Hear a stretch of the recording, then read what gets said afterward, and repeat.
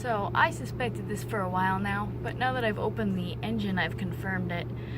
I have no idea why you do this, except for maybe if you wanted to collect on insurance money. Look at this. This is the wallpaper inside the house. Leads over the firewall, and then it goes all the way inside the engine compartment for no apparent reason. I mean, it's painted black, but yeah, that's a thing. There's wallpaper inside the engine compartment. Alright, so this is a pretty cool thing here. A couple of friends of mine stopped by, and this is the first time I've seen any friends of mine from back home since I bought this thing back in November. So that was pretty cool. My first time having company on the RV, and got to talking about the RV, of course. I couldn't shut up about it, and talked about some of the things I found, like the wallpaper in the engine bay, the wooden dash panel up here, you know, the access issues. And my buddy's boyfriend, he's kind of like, he said he's not really a huge car nerd, but he does like looking at old prototypes and stuff. And what he told me is what I have here is a prototype. Now, I knew that. My vehicle is one of a kind. There's not one made like her. But what I didn't really realize is what that meant. This vehicle was probably created only to make it to the dealer's showroom or a couple of conventions, get some investors, get some sales. This was not a meant to be for sale model. He said when they make these prototypes to try to get sales, they make them out of basically spit and tissue paper. So my vehicle was never really meant to be on the road this long. It's probably just going to be trailered, taken to events, and then, you know, whatever. So, how do you bring something back from wallpaper in the engine compartment? Well, I've got some ideas here. So, something I realized as I was working on this is, this wood panel here is admittedly pretty screwed up. It's got a lot of dings and cut pieces and stuff that they plugged up with gasket material. You can see it's not at all even at the edges and stuff, but there's also a circular cut made up at the corners here, on both of the corners. And I realized the reason that is because it was the only way they could get this one long piece all the way across the dash with the windows here, because I have to angle it in slightly to make clearance on the windshield. Because the windshield is curved right here, it comes in pretty far, so that curve is to match the windshield. And rather than plugging that up with, you know, little corner pieces or something on the other side, they filled it in with pure gasket material. So here's my idea for a solution. First of all, I'm looking at how much I can save here. This panel is pretty rough, and I'm gonna remove all the parts that are uneven. So that's why I started this one cut here, just so I could get it in a little easier. And there's gonna be another cut right across here. And this is the amount that I can save right here. And this part is perfectly straight and even. And I'm gonna discard these two edges, more likely use them for something else, and order some new wood. And then here's my idea for that. So what I'm thinking is one small panel on the left, one small panel on the right. Both of them have a small lip created from scrap wood, mounted to the side panels here. And then the main large panel will sit on top of them and be a fine layer of some sort of silicone or gasket material right here, so that there's an airtight seal here. And then there will be a flat mount marine hatch pull on top here, so you'll access this panel by grabbing the handle, pulling it out, and then if you need to remove these panels, you'll just lift under them and take them out. While I order the new wood for this dash, I'm just keeping it covered up with Reflectix to keep some of the heat out. So this is the underside of the dash panel, which I previously cut some of the end off, and then my saw stopped working, which was terrible. Anyways, I'm gonna be cutting this section off because this area here is all straight lines, non-damaged wood, then over here we get into some chaos. Yeah, looks like they miscut here and filled it in with some silicone, and just ugly. So this is going to be what I'll use for the dash, and then I'll replace the rest with better wood. And I'm going to be filling in these holes, sanding all the edges down, removing the last traces of caulk.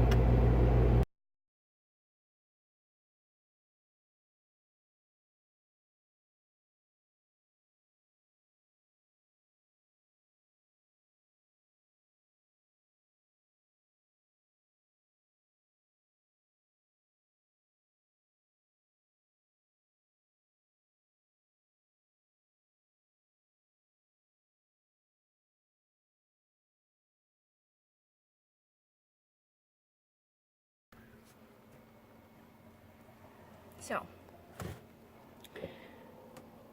there's actually wallpaper running all along this board into the engine bay. I'm going to be removing that wallpaper.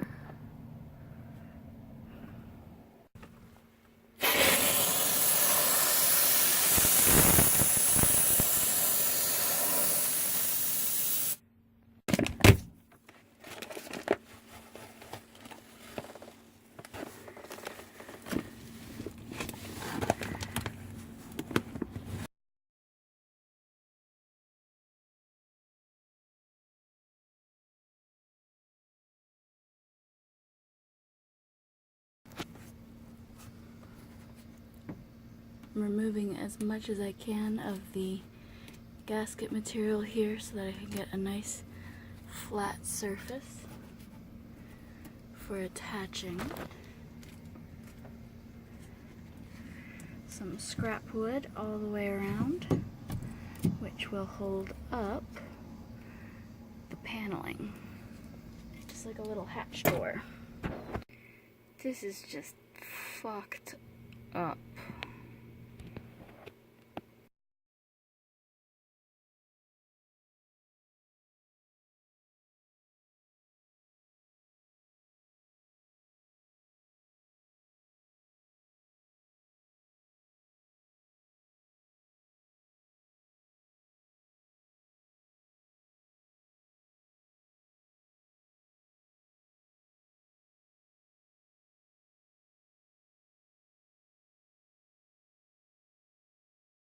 Time for this shit to go. I need some more room. Oh, look at this. Ancient stuff under here.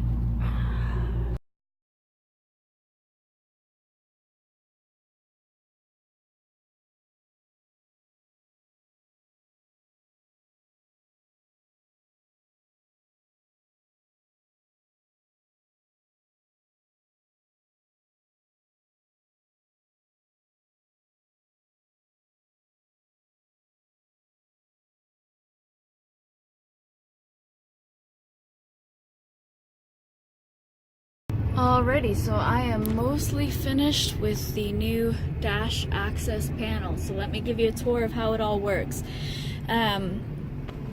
You would remove the 4 corners of this plate, remove the 2 screws inside of this guy here, and then you would take the trim off here, which I've already done. I haven't bothered to put it back on yet. Pop the little screw covers off of here, and then remove all of the screws from the wood trim that goes across this entire panel here.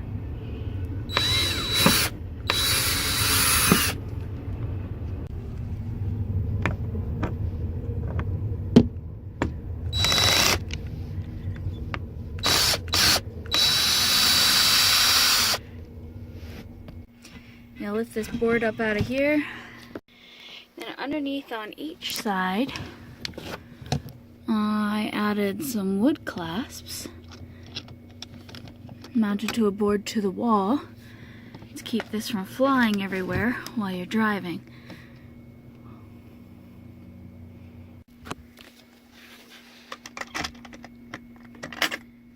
Once you've undone both of those, you can gently lift these panels out. Now, I cut it in half right here, make it a little easier, and it's just a rough cut right now. I will be improving on this. I'll be sanding down the sides, removing all of the upholstery, and I think putting down a layer of truck bed liner on here. But all of that's cosmetic. It's gonna have to wait for now. I'm kind of triaging here. Once you've removed those two upholstered pieces, there's these 2 layers of mass loaded vinyl soundproofing material that you can just roll aside like so. And then underneath there we have the access hatches as described. They're not entirely done yet. I still have a little work to do, but see, I've got these flat clasps here, so you can use your hands to lift it up and out. So easy, I can do it with one hand. How cool is that? Most of the time, you'll probably just have to remove this centerpiece. I'm gonna lift that up and over. Alright. And now you have access to the engine bay. If you need to, you can then remove these 2 side pieces as well. The back of each panel is covered with this cool reflective insulating material. So that's a good thing. Pretty easy considering. It's not going to be like a walk in the park, but better than what you were dealing with before. I still have a little bit of ceiling work to do and, you know, just tidying, making it prettier, but that's pretty functional. I built these wood lips all the way around so that there will be a nice lip to hold everything up. And I'm going to be putting a little, I think, layer of felt here, really thin layer of felt right there to try to keep some of the heat and the exhaust from entering in the cabin this way. And then on this side I have these metal brackets I just happen to have on hand that hold up everything on the firewall side. It's pretty secure. And I can pop the radiator out whenever I want now. This is the brand new radiator. And I'm gonna pick that up in the next episode, show you how that went. And then we can finally get into the brand new alternator and getting this big old pain in the butt back on the road.